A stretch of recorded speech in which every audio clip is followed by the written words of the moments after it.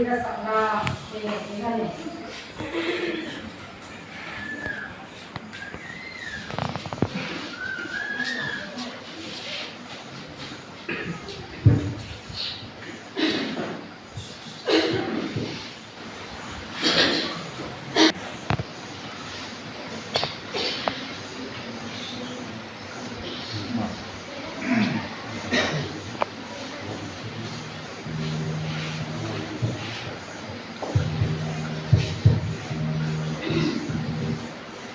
Ini lom bang ya,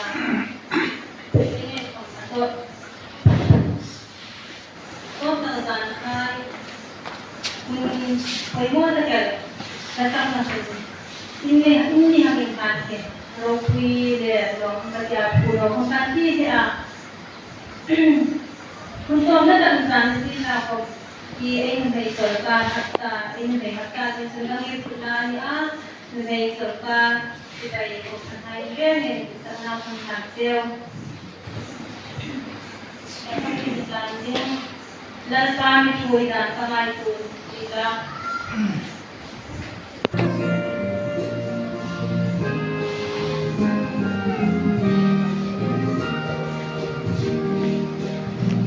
kami cuy dan kami itu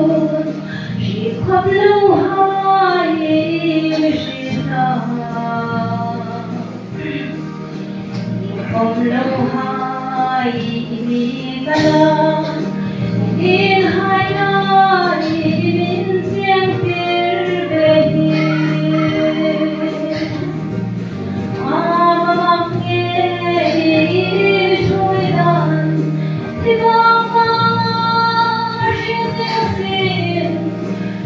شيء لين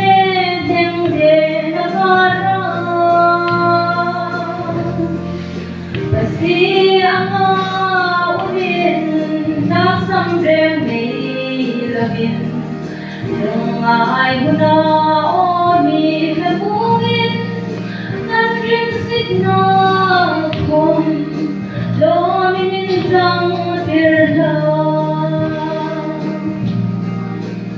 na insur sina mula tangin tu'y